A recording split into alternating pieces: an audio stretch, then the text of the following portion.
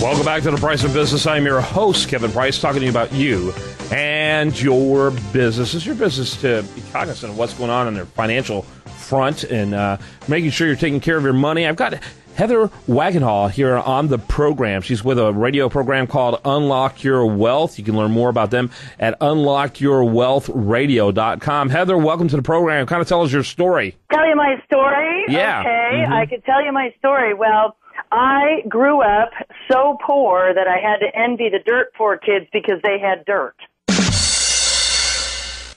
Well, yeah. Yeah. Next time you do that, let us know so we can say, how poor were you? Yeah. Okay. Yeah. So, obviously that, that kind of thing has an interesting bearing on a person. It does. And, what happens is, we do at the Unlock Your Wealth Foundation brain-based financial literacy programs. And it sets you up to do one of two things. You are either exactly like your parents or you work to be the direct opposite. Mm-hmm. And so I work to be the direct opposite of my mother because the money management principles I learned growing up is you have a bunch of jobs that pay nothing instead of working one that pays really well. And that if you have a coupon or if something is on sale, you're morally obligated to buy it, even if you'll never use it in the next lifetime. Mm-hmm. Right. And so money is really defined in terms of an object. It's something that, is merely an exchange, and it's very finite. And so, which actually somehow ends up, for some people, making them less cognizant on how to be better stewards of it.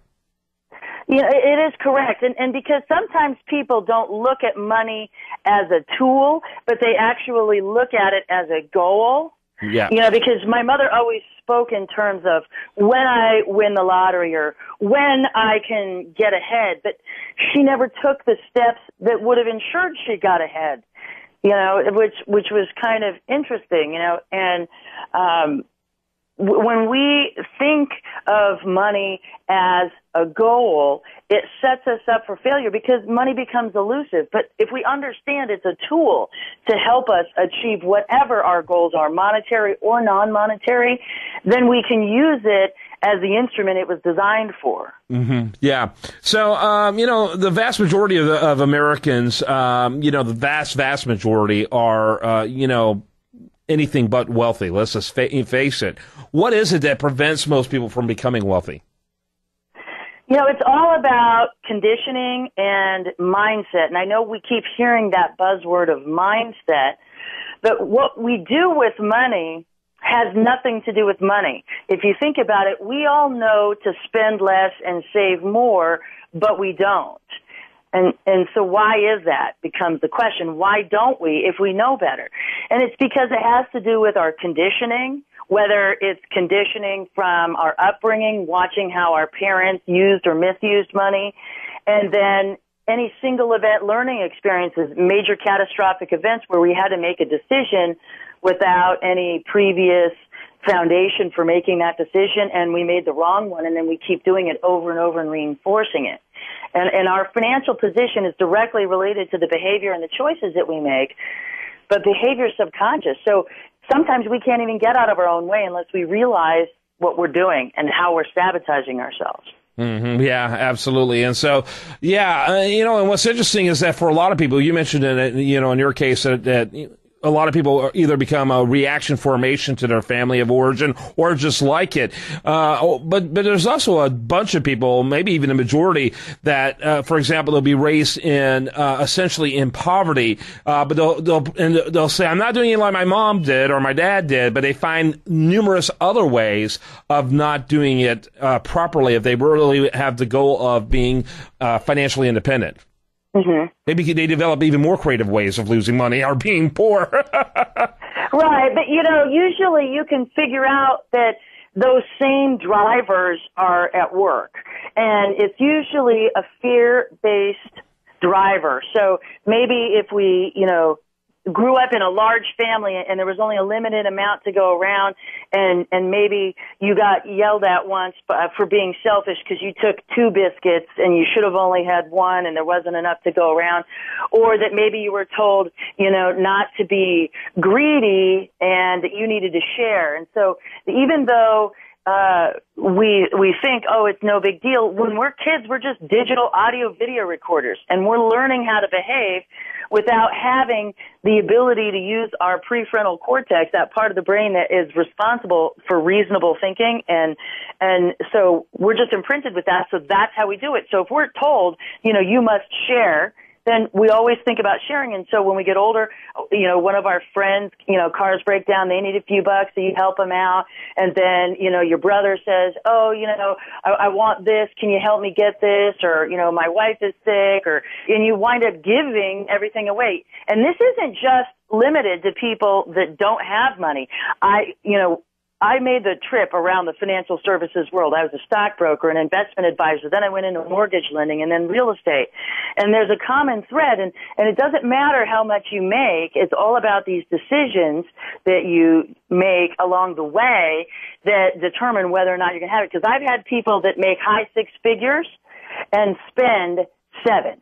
Mm-hmm. Okay, so it's pervasive even at the upper echelons where you think it's about money. Because I remember my mother always saying, well, if I had more money. Yeah. And it wasn't, because money is just a magnifier of your decisions. So if you don't have money, you're going to make poor decisions on limited resources. But you have more money, you're just going to make bigger mistakes. Yeah, so absolutely. Yeah, absolutely. So people, need to figure out why they do the things you do. And I'm familiar with organizations that help people overcome their fears and issues about money. Groups like Under Earners Anonymous, Debtors Anonymous. We've done shows about those type of groups in the past. I've been in these interviews and I've heard these people say, you look in the parking lot of a Debtors Anonymous and it's not unusual to find some very new, very high end Mercedes and BMWs and very expensive automobiles and have medical doctors and lawyers sitting in those rooms and financial ruin, just like the person who never finished high school. Oh, yeah. I was a living example of that. I used to joke. My parents were divorced, and I used to joke with my father saying, I was born in the wrong income bracket. This isn't fair. I was meant to be rich.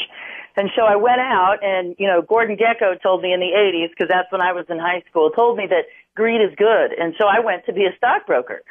And it didn't matter how much I made, because I had this terrible programming about what money is or what money was. I thought if I could manage the minimum payment on my credit cards, that's what all rich people did. I didn't really know what rich people did. I didn't realize the rich people were living beneath their means. They just had more to do it with. That's exactly right. And so they had more rope to hang themselves with. Right. That's the reality. Because in those interviews I've had with people with groups with like DA and UA, they'll tell you, whereas average income individuals will have tens of thousands or thousands, these people can sometimes have hundreds of thousands because of their law degrees or whatever, their professional degrees. And so they were given more rope. By the way, what do you think of groups like that? Under Earners Anonymous, Debtors Anonymous, groups, organizations that kind of deal with core issues to help overcome that?